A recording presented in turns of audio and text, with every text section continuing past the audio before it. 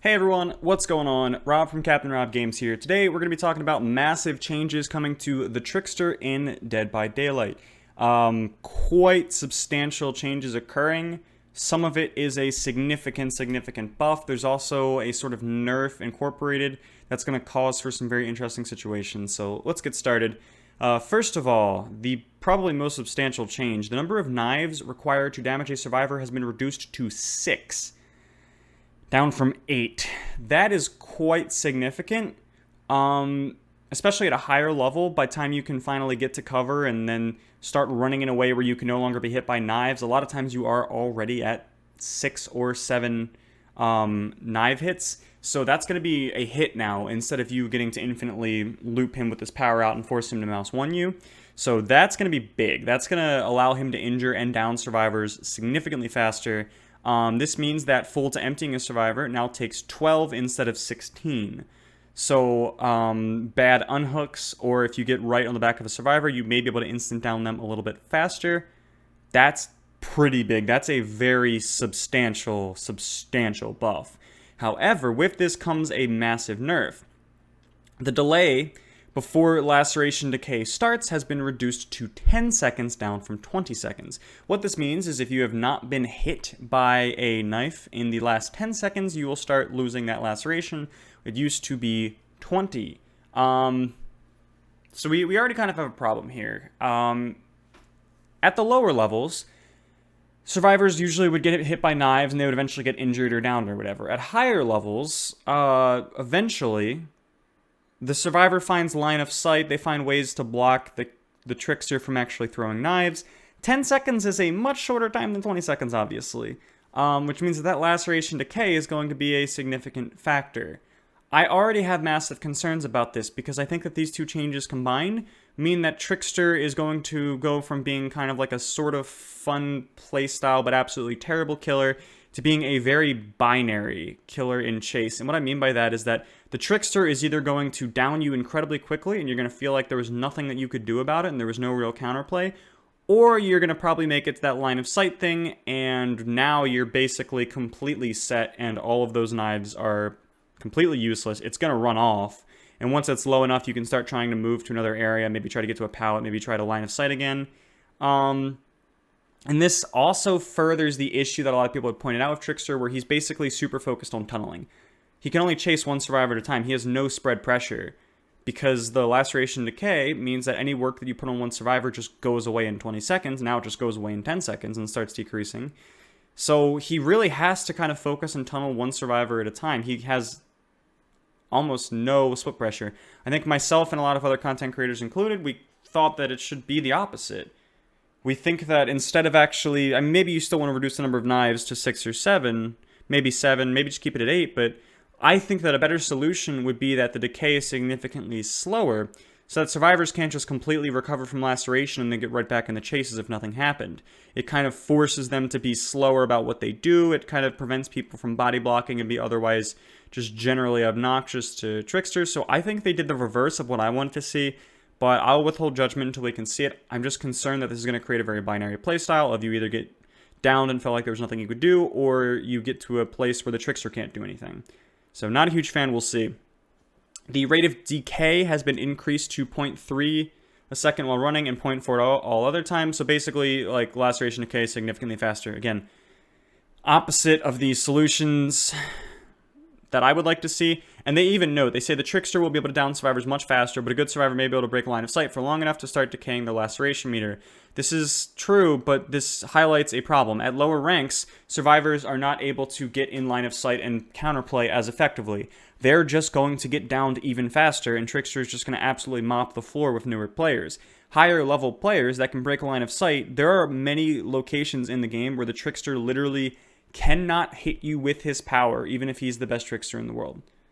It's sort of like similar to Huntress. Like, there are some times where you cannot use your power, period.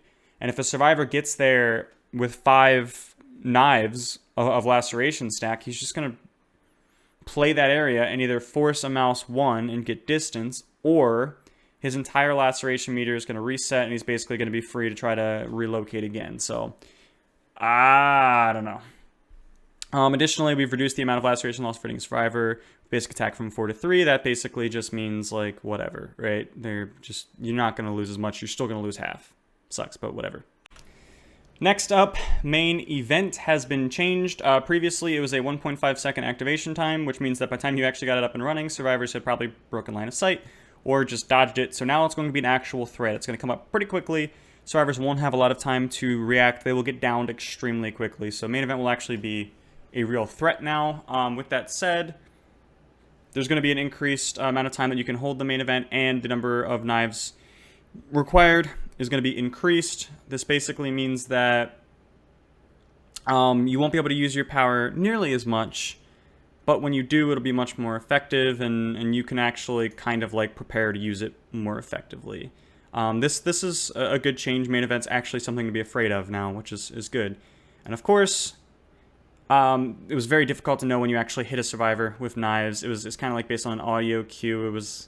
Visually, it wasn't great. So now it looks like they're going to actually put hit indicators to appear where the survivor is hit, so you know the general idea of where your knife went and how to adjust your aim accordingly. I think that these are good. Next, we're going to roll into add-ons. I'm going to breeze through some of these pretty quickly. So a lot of these are just adjustments from the 8 to 6 to make sure that they don't overnight just become incredibly overpowered. Of them, the one that I am very, very scared of is the iridescent photo card. Now, this means it used to be when you're one knife away, you would be able to instant down them with a melee attack because they are exposed. Now it says when a survivor is 2 or fewer hits away from the maximum, they will be exposed. So this means, theoretically, with the new 6 knives, if you have either 4 knives or 5 knives, they are exposed. This is kind of scary. This is like legitimately scary, like terrifying. You go knives out, 1, 2, 3, 4, they're now exposed. So this is kind of like Redhead's pinky finger, I think it's called, for clown. I think it's easier to activate, but a little bit less powerful because you can't actually slow them, and I don't know, he's a slower killer, right? He has that 4.4 movement speed instead of 4.6. But this is still terrifying, that 4 or 5 knives on a survivor, and then you can instant down them the entire game. That's very scary. That's very, very scary. We'll see how it plays out. I don't love that, but this is the add-on that I'm the most scared of, if I'm understanding this correctly. And then they also made changes to the perks in a way that I absolutely just love this. So they basically said No Way Out functionally wasn't that great because, I mean, you might not have a hook on every single survivor. So base time of the perk is going to be 12, and then it can be up to 12 per survivor. So if you've hooked every single survivor, it is 12 times 5, that I believe is 60 seconds, a full minute of the gate being blocked. And look at this little change here. The perk only activates when a survivor interacts with an exit gate for the first time, and you'll receive a loud noise notification when they do. So instead of immediately the gens pop and your timer starts, you will now have a longer timer, and it will not start until a survivor taps an exit gate. That's going to end up buying you 60 seconds plus God knows how long, depending on when they actually finally touch the gate. Now, you combine this with, like, trapper traps. This is insane. Because then they're going to have to actually undo the trapper trap, or, like, if you have, like, a hag track or whatever, something like that. They're going to have to undo the trapper trap. You're going to get the notification. You're going to start running over. They're going to tap it, and then you have 60 seconds where they can't even work on gates. Kind of insane. Kind of insane. So I'm actually really excited. I think this is really cool. I think, what is it? Instead of 46 seconds of the maximum potential, it's now 60 seconds plus however long it takes them to tap the gate. So very, very excited about that. And then Hex Crowd Control, they made it basically the whole thing of like why we think these perks are bad, they don't last long enough. Instead of 14 seconds, it's now 20, so the survivor can't just buy time and then come hit that window anyway. I mean, I think this kind of solidifies the perk, but it's not really going to do everything, I guess. It's still cool. It's still a cool perk. I would like to see it in play. We'll see. But yeah, pretty substantial changes to the Trickster. Like, this is kind of significant. I think he will be much more viable, but I think he'll be a lot less fun to play against. Well, for obvious reasons. One, he's viable, and two, the counterplay is much sketchier. I think he's going to down people significantly faster, and it's going to feel oppressive, but then once you get to a safe area, it's going to feel oppressive for the killer. I think that this binary kind of play is going to be very unfun, but again, I'll withhold judgment. We'll try him out a couple times, have a video or something like that about how it goes. We'll see. I personally disagree with the path that they've taken, but again, withholding judgment. Hope this helped. Hope this explained what's coming up, what's coming down the pipe for Trickster. Again, if you like this kind of content, hit the like button, hit the subscribe button, and hope to see y'all again soon.